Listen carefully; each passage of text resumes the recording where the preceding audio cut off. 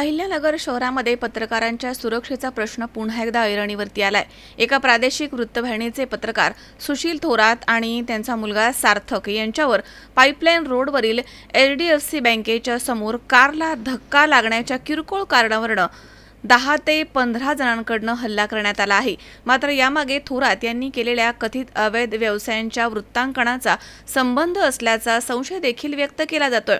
हल्लेखोरांवरती कठोर कारवाई करावी, त्यांची गुन्हेगारी पार्श्वभूमी तपासावी आणि कायदेशीर निकष पूर्ण होत असल्यास संघटित गुन्हेगारीच्या कलमांतर्गत कारवाई करावी अशी मागणी पत्रकारांनी अप्पर पोलीस अधीक्षक वैभव कलुंबर्मे यांच्याकडे केली आहे।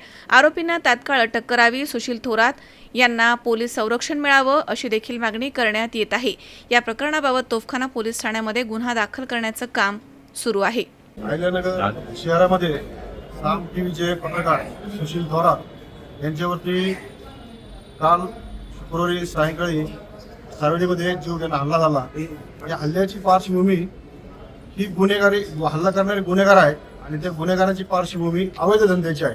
त्या अवैध धंद्याची बातमी सुशील थोरात यांनी एकदा पाठीमागे प्रसिद्ध केली होती आणि त्याचा राग या हल्लेखोरांच्या मनामध्ये होता।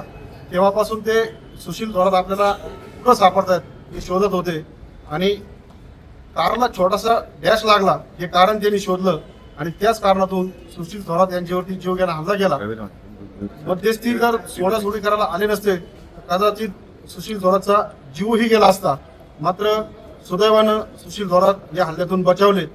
आम्ही अहिल्यानगर जिल्हा पत्रकार संघ, अहिल्यानगर शहर पत्रकार संघ आणि सर्वच पत्रकार संघटनांचे सदस्य आता SP साहेबांना भेटलो, त्यांना निवेदन दिलं या हल्लेखोरांची पार्श्वभूमी तपासावी, त्यांच्यावरती अनेक गुन्हे दाखल आहेत यापूर्वी, या गुन्हेगारावरती मोकोकाची कारवाई करावी आणि पत्रकार संरक्षण अधिनियमांतर्गत कारवाई करावी अशी मागणी आम्ही त्यांच्याकडे केलेली आहे।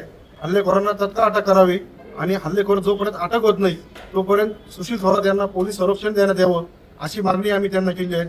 शंकर नाबदे, C24 तास, अहिल्यानगर।